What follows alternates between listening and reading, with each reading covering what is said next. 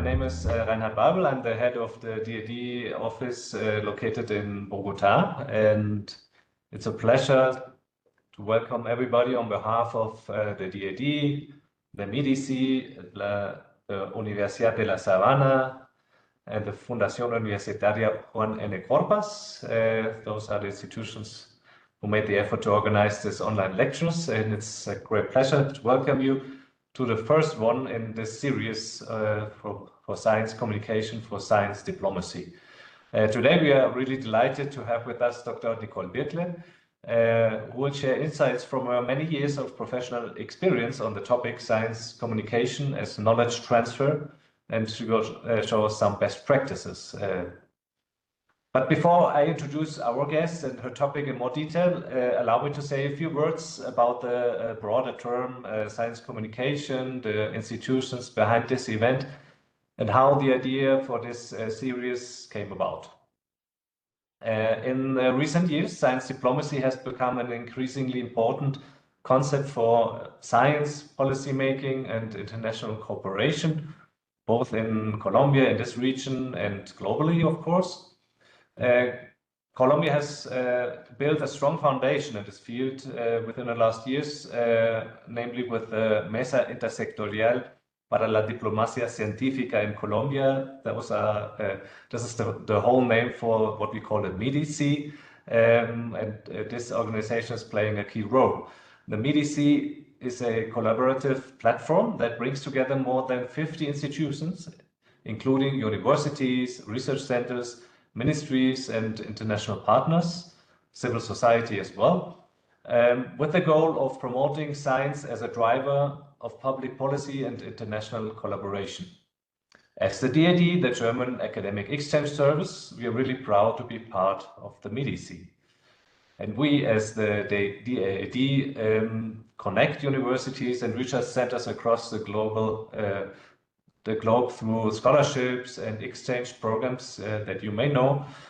And at the heart of our mission lies promotion of academic freedom and international cooperation by bringing together students, researchers from around the world. In this sense, I believe the DAD can be considered a global leader in science diplomacy.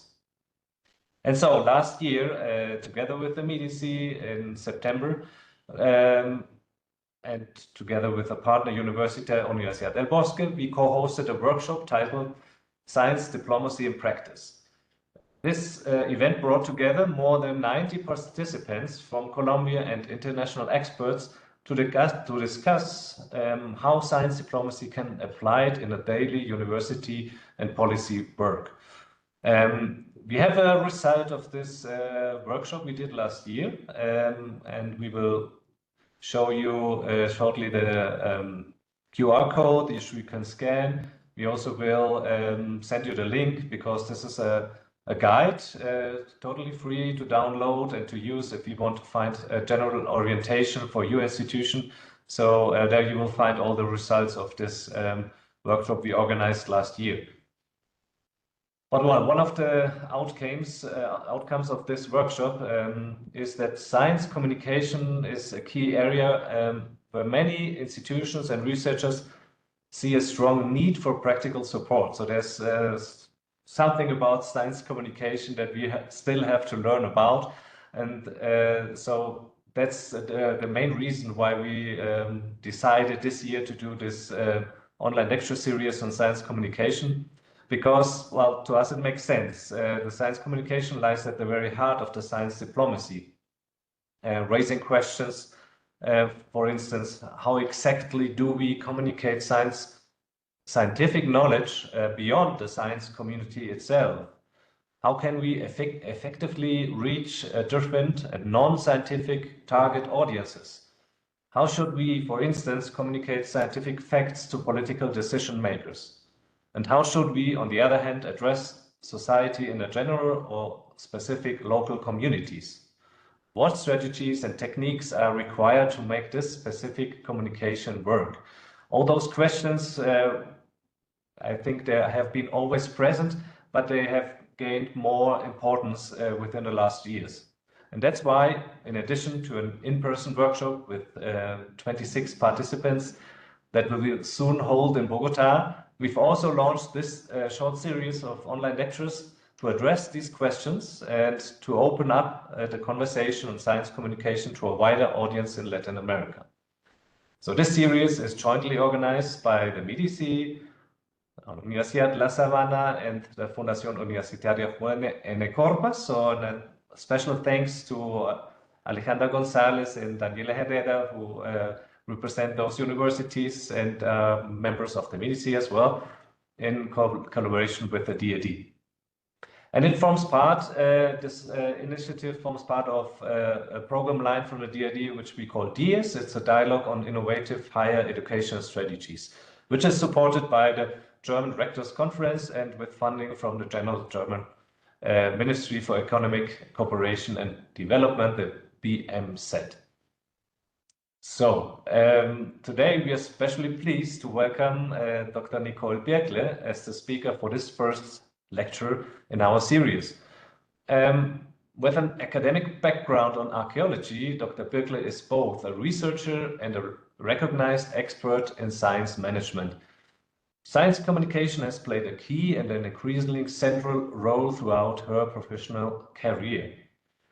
Dr. Birkle is currently based at Johannes Gutenberg University in Mainz, where she serves as a Secretary General for the FORTHEM Alliance, a European university network dedicated to promoting education, research, and international collaboration. She brings extensive experience in developing and implementing science communication strategies, and her current work with the FORTHEM places a strong emphasis on knowledge transfer between academia, society, and political decision makers. But she will tell us more about this in a few moments. Just now, because I think more persons have joined our lecture, we will just repeat the instructions for the translation once again.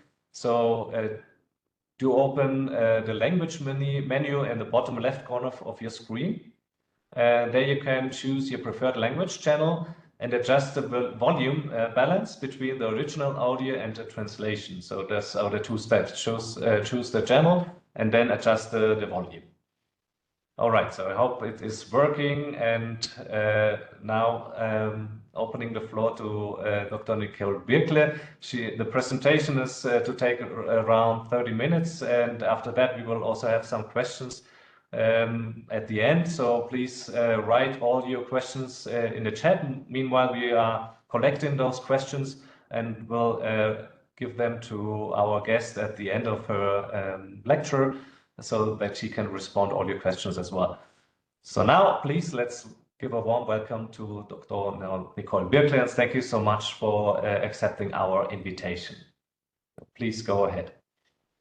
Yes, thank you so much for this kind introduction, and I'm very, very honored to be invited to speak here today.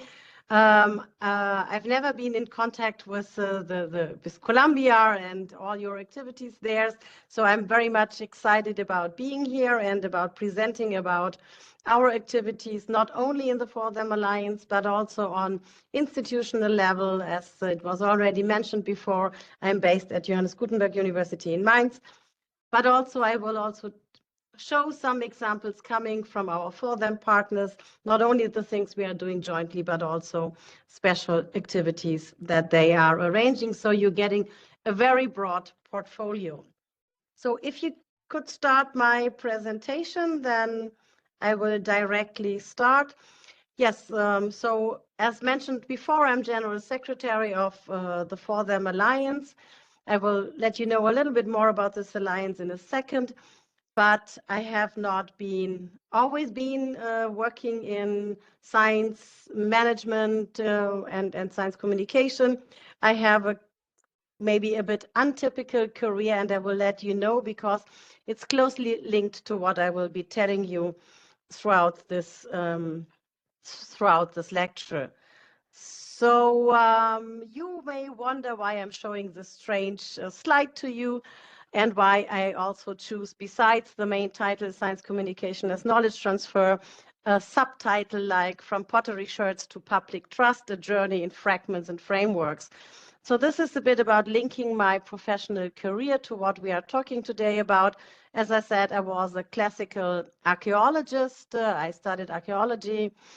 And when I was doing this, I was working a lot with fragments, with pieces of the past, and I was trying to analyze it, and I was trying to bring it in a context. And everything that we are doing today and what I'm talking about is also about bringing fragmented knowledge sometimes or pieces of knowledge together and creating a big picture so that people who are not so much involved in research in science can understand why this is all important and why we are doing this, and people working in science also should get engaged in science communication. Excuse me, Dr. Yes? Birkle, I'm sorry to interrupt you. I think you have to take over the Steuerung because when you're advancing, we can't see the presentation.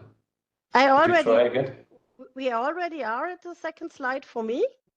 Yes, but we can't see the second slide because I think you again have to click on the button, the Steuerung übernehmen. Okay. Yes, does now it we work can see. now? Yeah, yes, it works now. Oh, okay. Perfect. Sorry. Thank you so much. I thought I clicked it, but maybe not hard enough, so I didn't realize that. Sorry. So yes, I was talking about things you are not seeing. So now you can wonder why I'm showing this slide.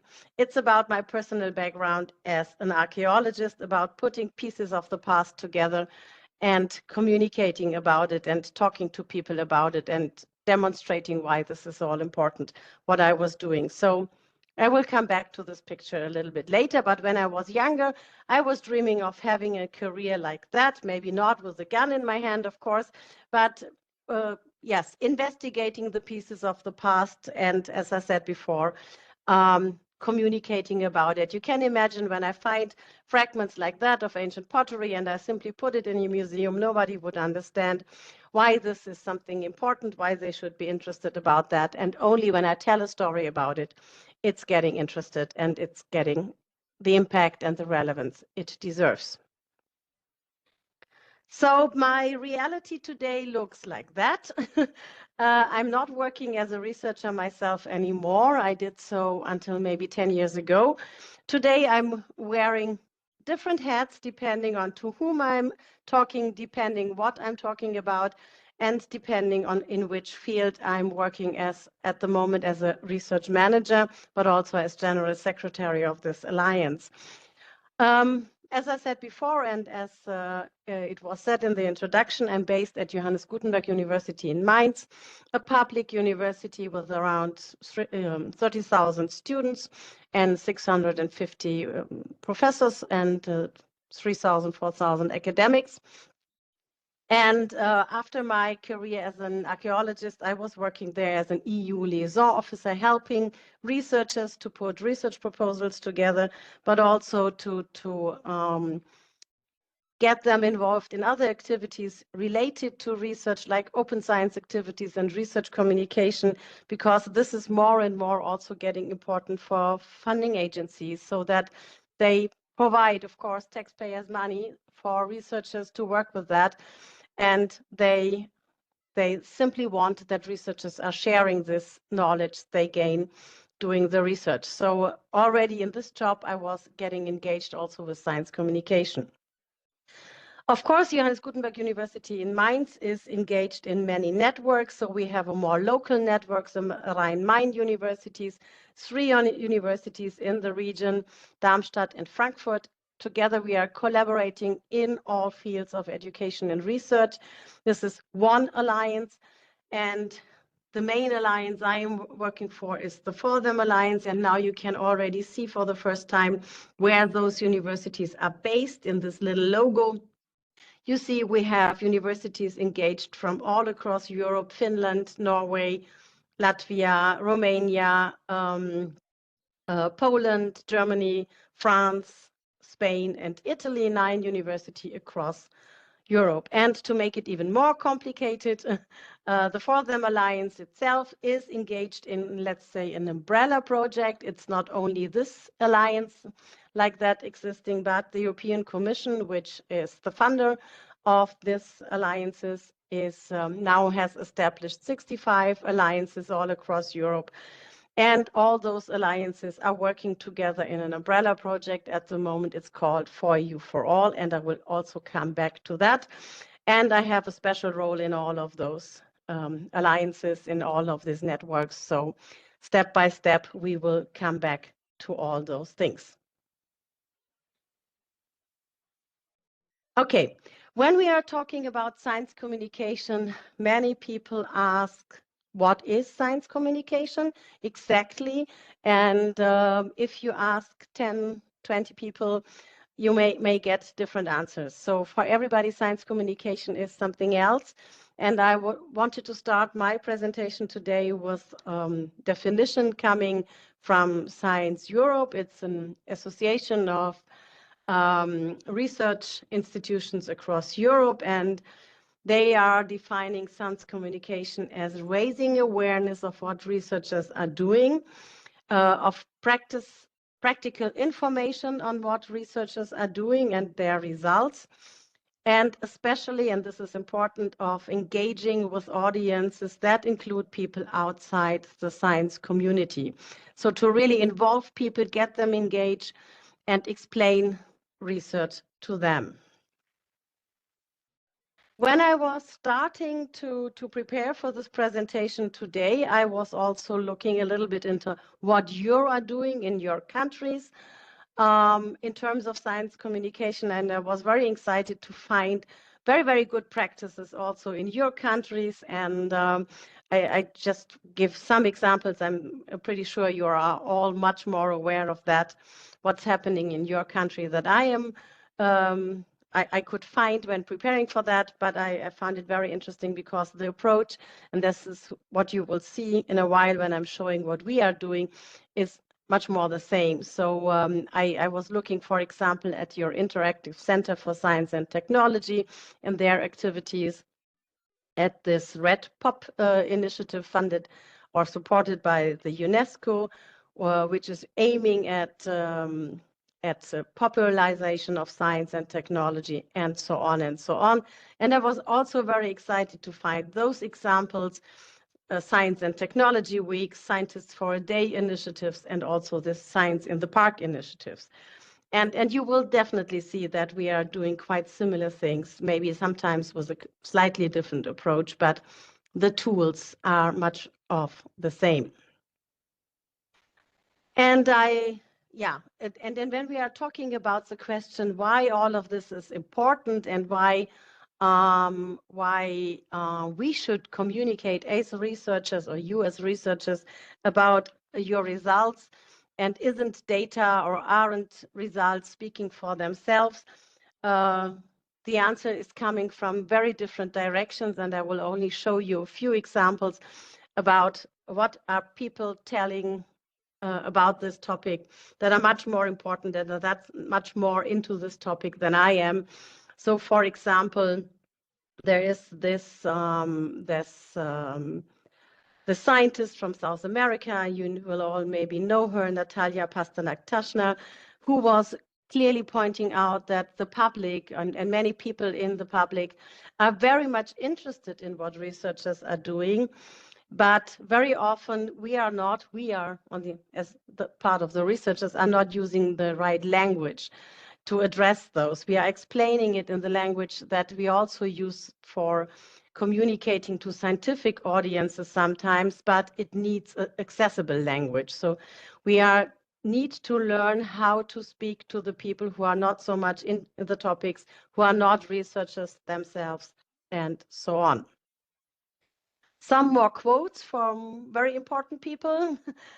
For example, already more than 15 years ago, the former president of the United States, Barack Obama, he was talking about the relevance of research and the relevance of spreading the results widely. He was very much pointing out that science is bringing prosperity, it's bringing security, and especially it's important when we are thinking about health issues. And I think the times during the pandemic was clearly showing this, that information about what researchers can do, what researchers can provide, what science can do, to solve such critical situations was demonstrated during this time, but also we learned a lot during the pandemic about what misinformation could, what are the risks of misinformation or information coming suddenly, not only from the researchers themselves, but also from social media, from artificial intelligence sources, and so on and so on. So yes, so he pointed out how important research as such is, but also how important communication is. And this is the second quote I have here on the slide. He pointed also out that it's very crucial to listen to the researchers' results, to listen to science, because otherwise it could be, we could risk to really miss the point. He called it the path to ruin. And a last quote from a former Nobel Prize holder in chemistry. He also pointed out how incredibly important it is to communicate about science.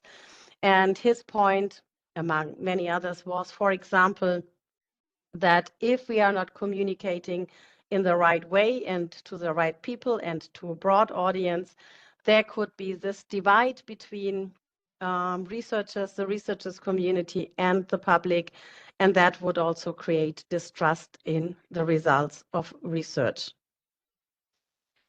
So just to show you that very important people are also very much engaged in this topic. When we are talking about science communication, very often this is mentioned in one breath, let's say, with open science and knowledge transfer.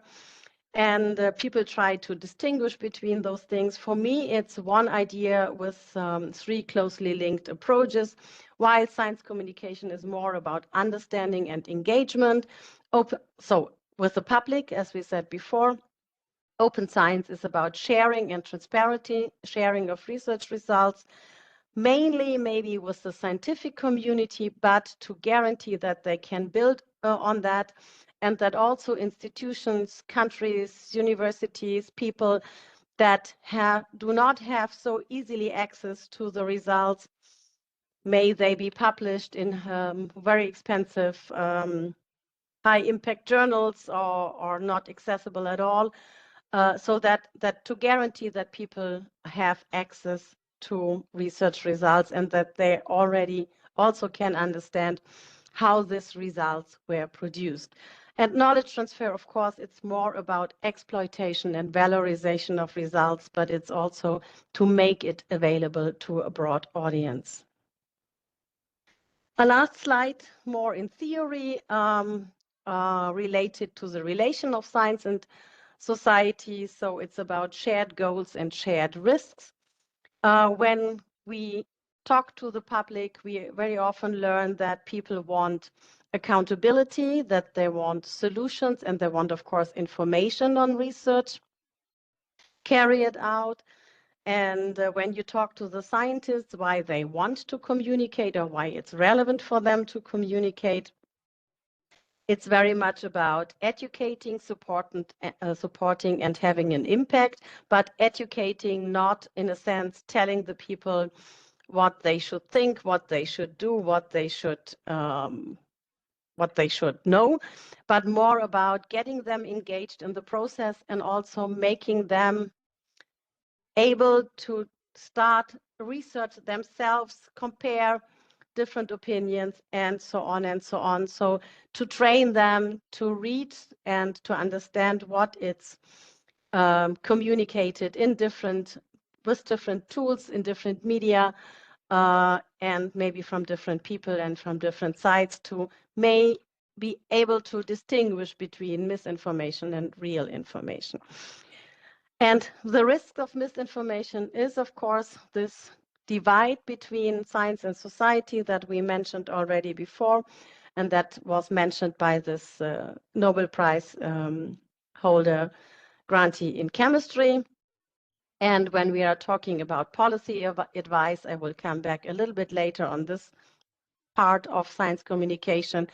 It can lead to misdirection. It can lead to false decisions if people are not really informed in a good way. And when it comes to the general public, we have been saying this before, it can lead to distrust in researchers. And this happened a lot, I think, also during the time of the pandemic, when many people were communicating, is it okay to do this vaccination? Is it okay to wear this? Is it okay to have a lockdown and all those things? And people were not able to manage this float on information, and this was leading to distrust in science with not so few people. So a first summary on why communication. It's very much about trust. It's very much about relevance and impact. It's about evidence-based decisions, and it's about an intercultural dialogue. And when I say intercultural, I do not only mean intercultural between Germany and Colombia and other nations, but intercultural between the different groups in society across the world globally. So what I said before, people with more access to information, people with less access to information, and that they can get into a dialogue, it's important that we are communicating. So this is the first more theoretical introduction. When we are asked how to communicate to the public, there are a lot of tools. Some of them I have mentioned already before. It's the media, it's public engagement, social media, websites, exhibitions, festivals, popular science articles, and so on and so on. This is an overview of European Commission that I used here. There's more, but I think this is the more standard communication tools we are using in our everyday practice.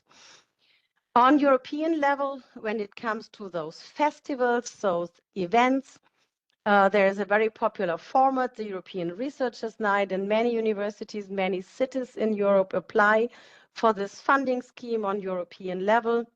It's you can apply for that either in a consortium or as a single university together with your city, together with other stakeholders from the region, and you're organizing a big festival in the streets of your cities, where researchers are showcasing their work, where you have media events, where you have a lot of interaction between researchers and the people visiting those events, and those are really big events. And one example I'm giving from our partner in Italy, you know that Palermo University is a member of the FORTHEM Alliance. There is this Sharper Night, and as usually the Researchers' Night, it's organized at the end of September. And you see, it's not only one or two Italian cities participating in that, it's a really big thing where many cities in Italy are participating in, and also our partner in FORTHEM, Palermo, is always part of this Sharper Night. Now I'm wearing my first hat. It's the hat of JGU. So now I'm speaking as member of Johannes Gutenberg University in Mainz. And I'm starting with a smaller format, but a very successful format. For example, a couple of years ago, we established the so-called Mainz Sofa, Mainz Science Sofa. And this is organized by the Mainz Science Alliance. This is our city alliance with universities and also external non-university organizations, research organizations like Fraunhofer, like Helmholtz and other, and also companies are participating in this Mainz Science Alliance, Mainzer Wissenschaftsallianz in German. And we have this little red sofa, and we can carry it to big events, and we bring it to many events. And famous scientists are sitting on this sofa and explaining, sometimes with the moderator, sometimes alone, about their science. And they're explaining it in a way that it's easy to understand, in a language that is easy to understand to the audiences. You can even bring it to a pub in Mainz, or to a public place, or to a science fair or whatever. And The people you are seeing in this picture at the moment, it's our Vice President for Research and Early Career Academics, Stefan Müller-Stach from Johannes Gutenberg University, and researchers from a Fraunhofer Institute here in Mainz. And on this science, so far, they were exactly talking about the relevance of science communication, and it was recorded and then broadcasted. Mainz is also organizing such a fair. It's not directly linked to this European Researchers' Night, but we have a similar format. It's 2 days, and it's exactly what I said before. Researchers are coming there. It's in the heart of the city of Mainz, and they are presenting what they are doing. They have their booth there, but there are also a lot of media events, and there are also, let's say, they are bringing, for example, robotics or things they developed, and people can use it, they can touch it even, and they can get engaged with the people. We have also established a lot of smaller formats like podcasts, like bringing school people to the university campus, and they can engage with researchers. And it's not so much only about informing them about what we are doing, but encouraging them, inspiring them to get engaged with a university later on, and to go for a career in academia or outside, but to especially encourage them also for STEM. Yes, so they can join the labs and they can get engaged. And we are doing a lot in terms of exhibitions and new formats of exhibitions.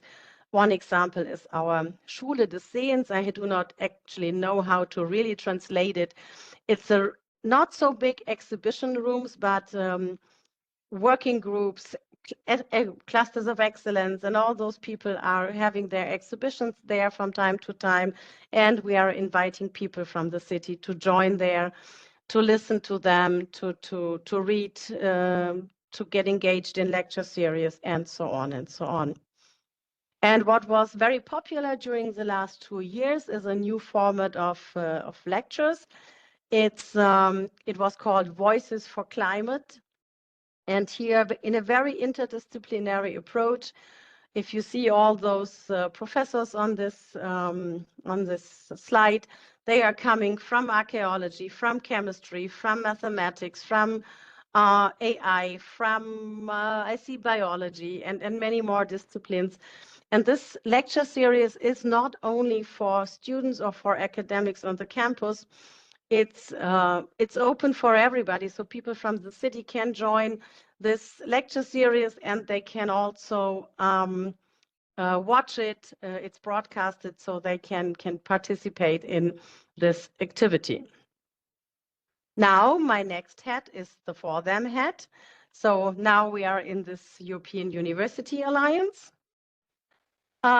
If you are interested in more information on the Alliance, there is a video. I'm not showing this at the moment now because it would take too much of our time, but you can easily watch this video on YouTube, and you can learn more about the Alliance and what we are doing. So I summarized this in this nutshell. As I said before, we are 9 universities. It's all about transnational cooperation. But also it is about getting engaged with regional partners.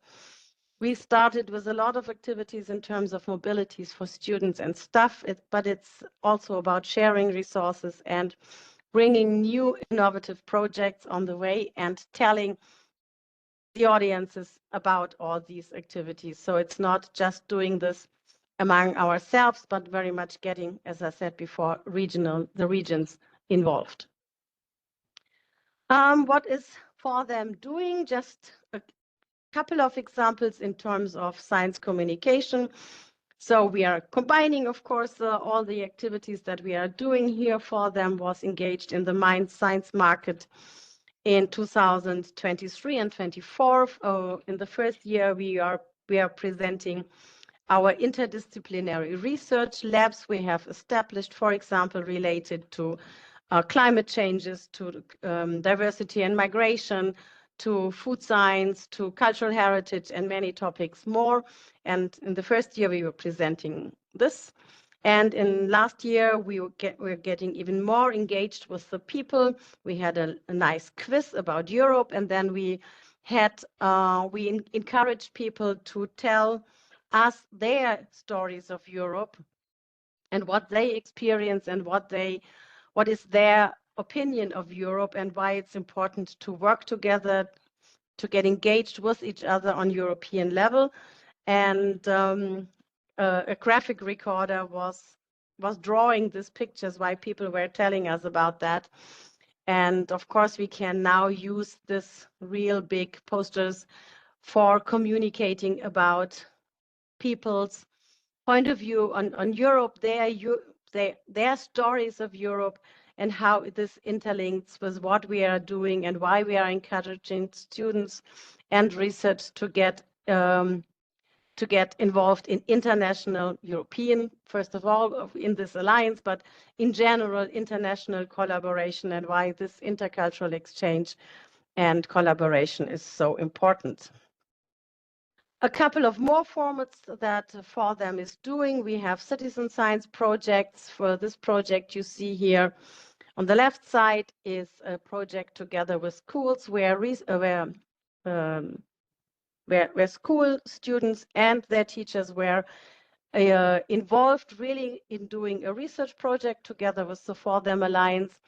But we have a lot of other formats. We have a campus magazine where we regularly publish about activities in FORTHEM, but not only about activities, but also why this collaboration is important and how we can find new formats of bringing international experiences to the people, even if they cannot go abroad, because physical mobility is not so famous anymore, while virtual experiences are getting much more famous.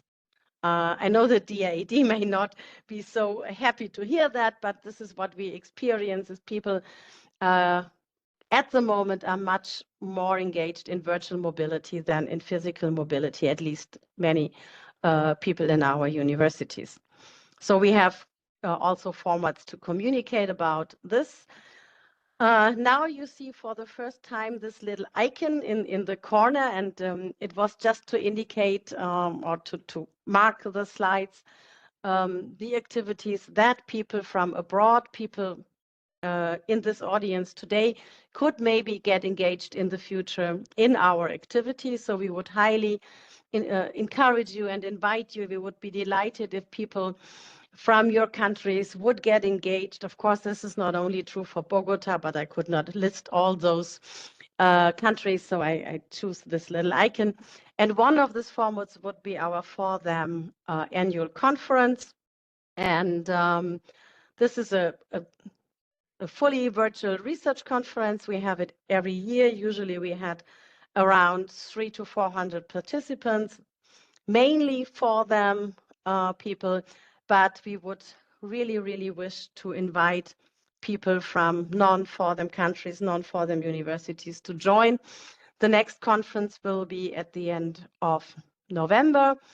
The program is not published, but as soon as the program is published, if you visit our website, you could register for that. It addresses not only, but mainly researchers at an early stage of their careers. They can present their research there. They can get engaged with more experienced researchers.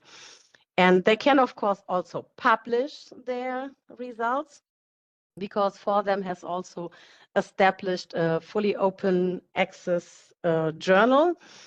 It's still in the making, so if you go to this site, you will not see a lot of publications already, but the first publications are now there. And it's also a journal mainly for early stage researchers, and it's more than just an instrument to publish, but it's also a training instrument. So we are guiding people through the publication, to the process of publishing. We are helping the editors. Editors are also early stage researchers in many cases. We are helping them addressing the reviewers, who are experienced researchers. And yeah, we give a lot of guidance how to really write a scientific paper in the best way. So this is also a training instrument. And also here we would invite also people from non-FORTHEM universities to join. And of course, we are doing a lot of training and also a training related to science communication. And the most of the trainings we are doing in a so-called FORTHEM Academy for Early Stage Researchers that we have established are fully online and they are fully free. So besides the difference in time, maybe from you and us, we would also invite you to look at the training events, and you would be invited, of course, to join them. And there's a lot related to open science. There's a lot related to science communication, but also to researchers' competences in general, but and for example, entrepreneurial skills, just to give a couple of examples. And one format that was very successful last year, and this is now again much closer to science communication, we established a Researchers Grand Prix, a science slam event for early stage researchers, and with a local component. You are first getting you apply, you're getting a training on local level, you do a competition on local level, and the winners of those local competitions then go to a final at one of the FORTHEM partner universities. And this is, last year it was a really, really big event, and we were also live streaming the finals. So you cannot get directly involved in the local competitions, of course, but if you are interested in how we are doing this and how people also learn about how to communicate, you would be invited to join this live stream also. And then I was talking about that before a little bit, and I think your second lecture in this little series will be dealing more about that, is the policy dialogue. We are also doing this at FORTHEM level. I just give an example. For example, last year we invited people from European Commission and other stakeholder organizations in Brussels for a 2 days workshop at the regional representation of Rhineland-Palatinate in Brussels to exchange on what's going on in the higher education sector in Germany, in France, in Italy, in all the FORTHEM countries.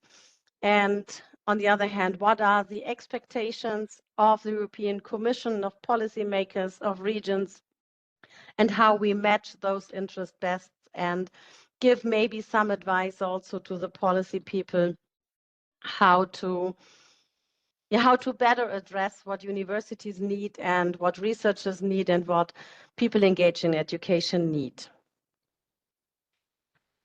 We are not doing all of this alone. I give only one example of cooperation partners we have, and I choose one which might also be of interest for a broader global audience.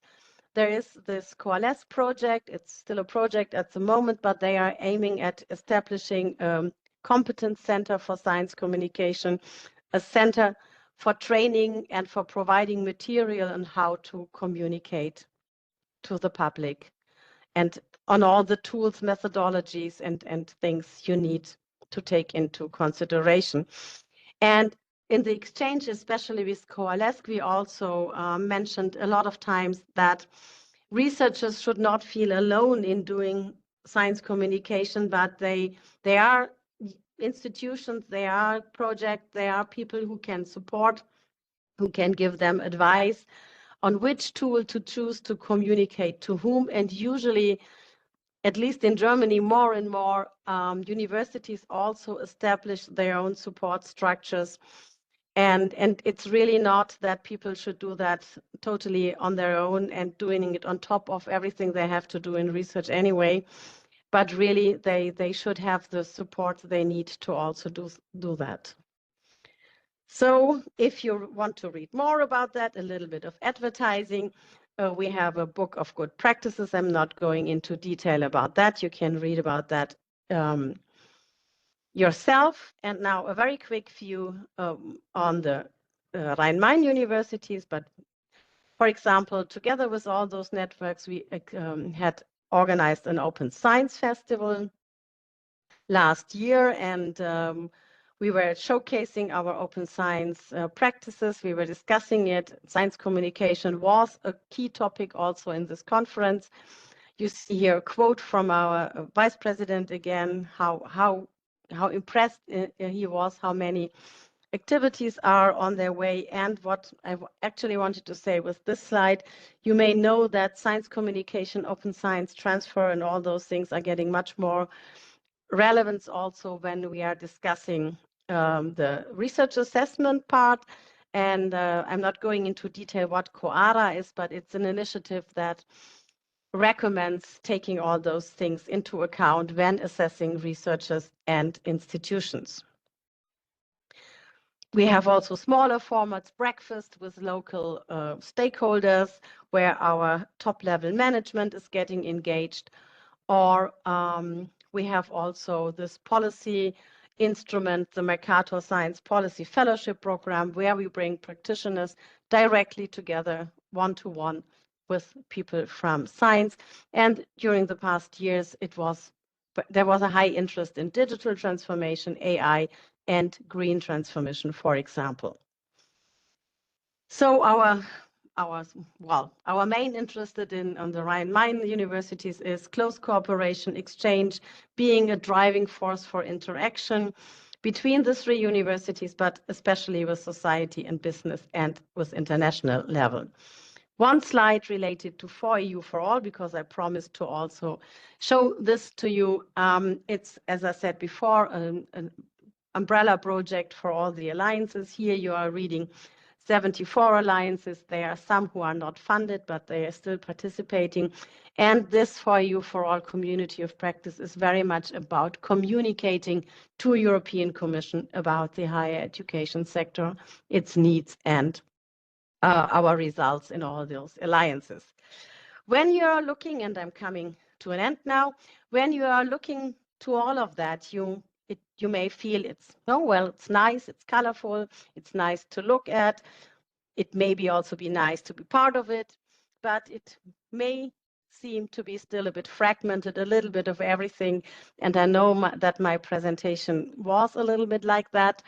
But what exactly is the impact? And the impact, I think, generates the best if you are bringing all those initiatives together, if you are discussing together with all the people in the region, with your networks, and so on about those things, about tools, about formats, about training possibilities, so that people really get the impression they are not alone with that, and it's not something that some funders in addition bring to prevent them from doing what they actually want to do, their research.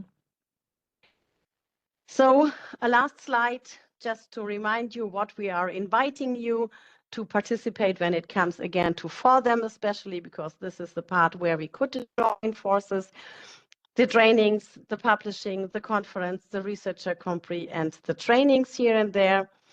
And this is, I think, my last slide.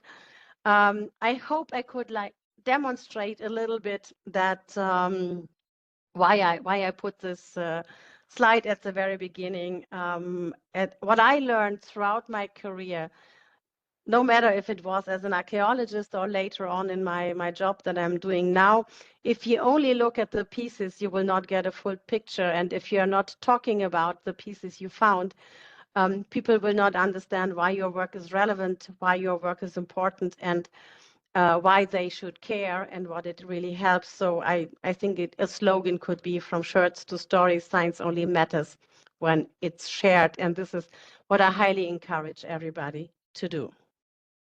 Yes, and this is if you need my contact details. Of course, you can address me at any case, or you can visit our website or visit us on social media and so on and so on. And yes, so this would be the end of my presentation. And thank you very much for the opportunity to talk to you.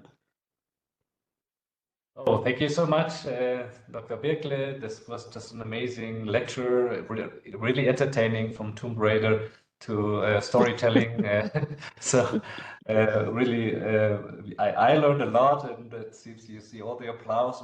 We have more than 100 persons connected, so I think it's a great success. And of course, you gave glimpses of all those things and initiatives you're doing. But I think it's inspiring, and I just want to encourage the participants, because we have still a few minutes left. And I see also addressing a few questions, and you could answer them. But I want to thank you especially to invite the scientists from this region to get active and also join your initiatives in these different ways you showed us. And for my part, only can say, I think you mentioned it a few times, the message is really important for the scientists. You're not alone. If you can do it, you will get support.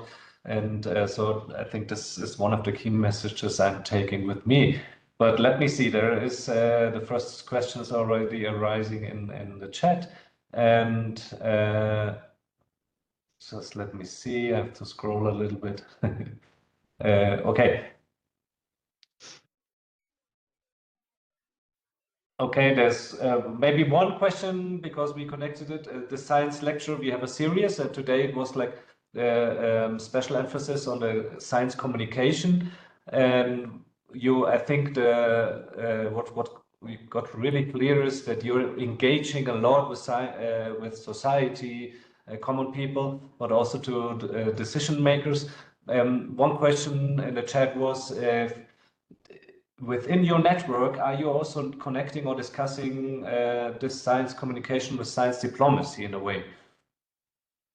Yes, depending, of course, on the audience, and depending on to whom we are talking, and especially when we are talking to policymakers, science diplomacy is, of course, relevant as well. And science communication for us is a tool related to science diplomacy. So yes, of course, we are discussing this in our network, and some of our partners are more engaged in the pure, and this is not meant negative, in communication activities. Some are more engaged in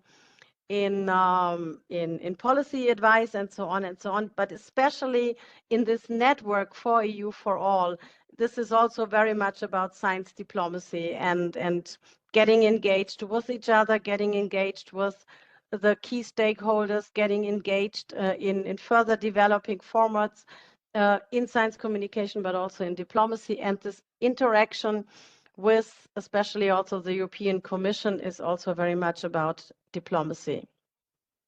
Mm-hmm. Yes, thank you so much. We have another question.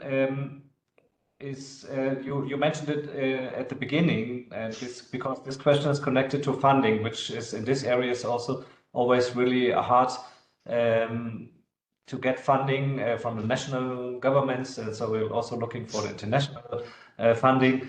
And Catalina Lopez is asking, from your perspective, what recommendations or insights could you share with us on how to strengthen networking in order to leverage more powerful and sustainable strategy? So connecting a little bit the collaboration seeking and science communication. Is there a link, do you think so? Or what recommendations could you give? You mean a link to funding, or how to get funding? Or yeah, I think the objective is to, of course, to access more funding, but has it to do something also to science communication to be more visible, for instance?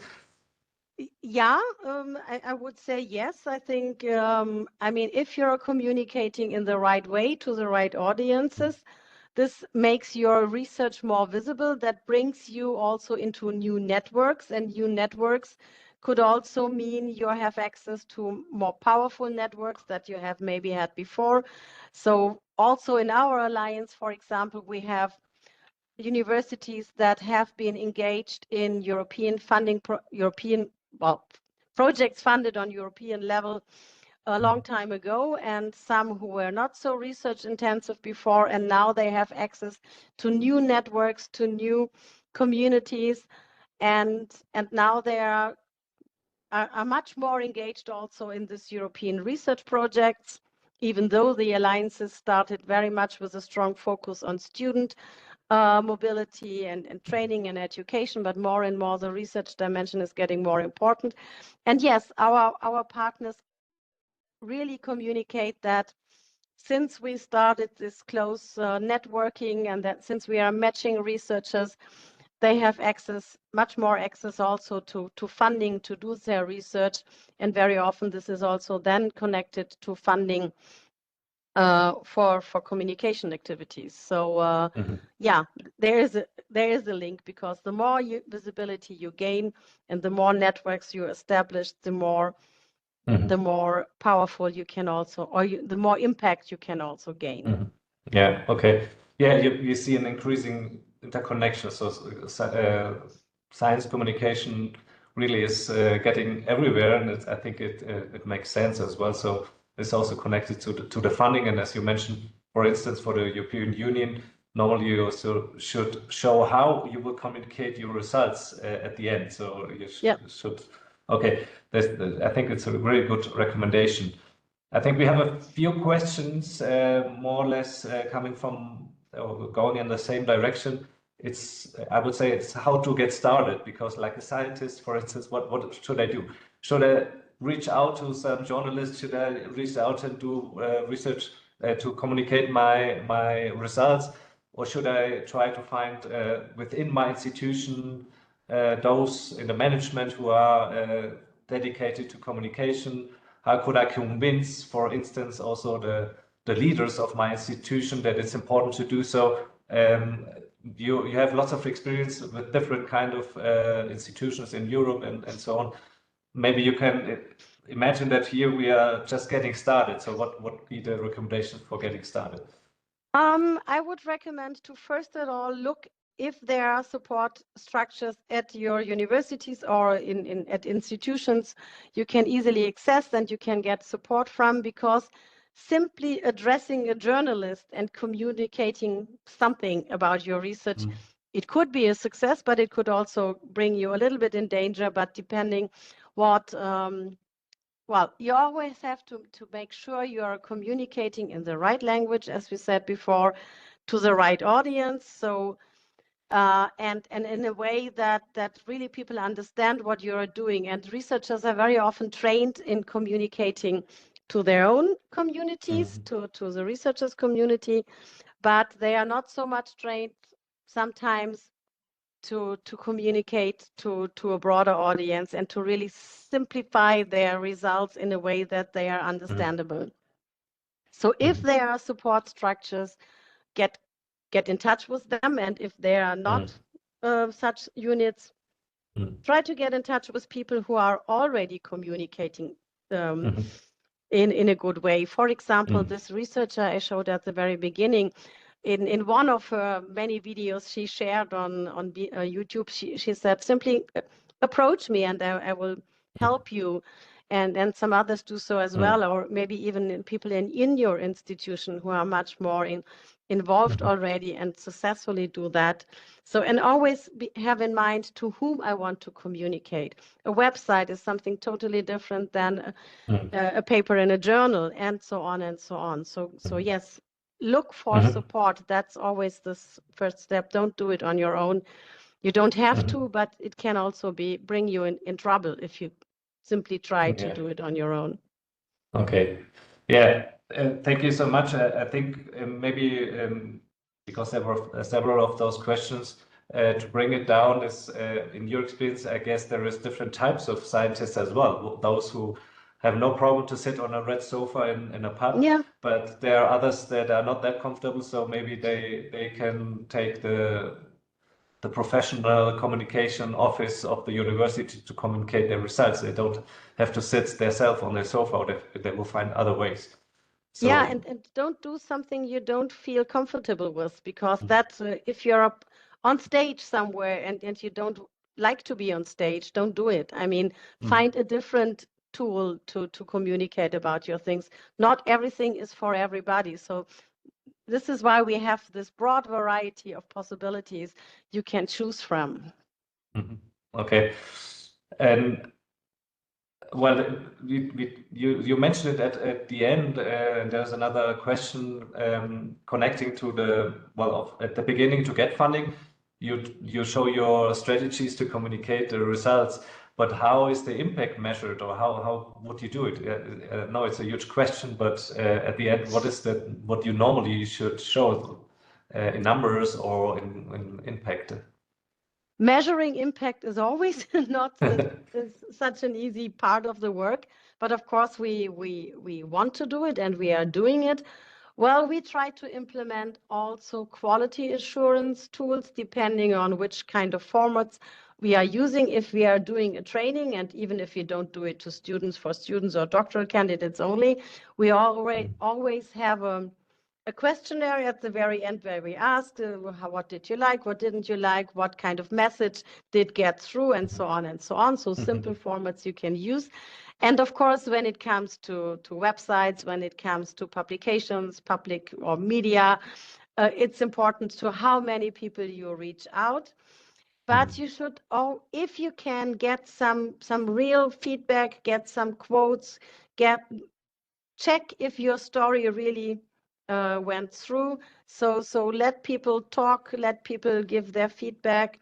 And of course, when it comes to numbers, it's always to how many people you are reaching out, where in the world and in which group. So.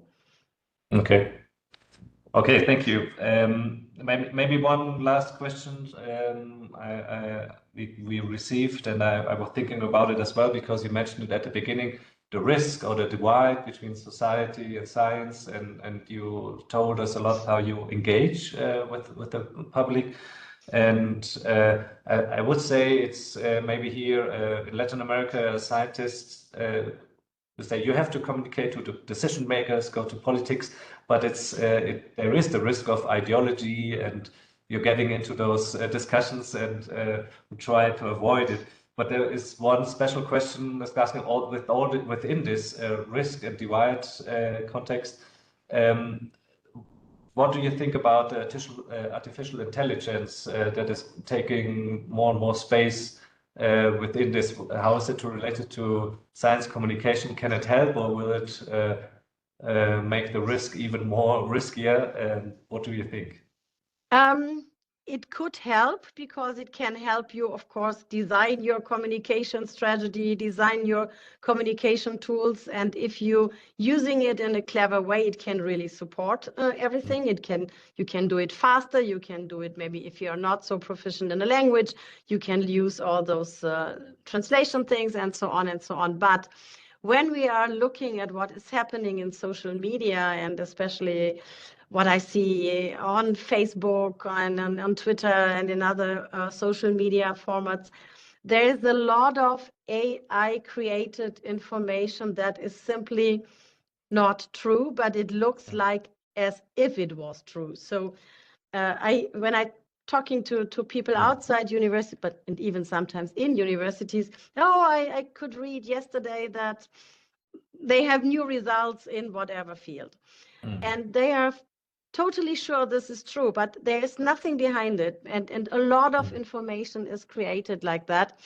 And I think we all need to learn step by step, or very fast, I fear, how to read all this information and how to really question all this information we get. So I think artificial intelligence is both, could help, but it's also it can also be a big problem when it's used by people who would spread information that is actually not the truth. So you have to learn to read all this information. Okay, thank you so much again also for answering those questions. I'm sure there is much more, but I'm happy to repeat, it was really inspiring conference, the first of our lecture series. So thank you very much, Dr. Nicole Birkle. I'm sure you will receive some messages, and people will get in touch with you and with your initiatives as well.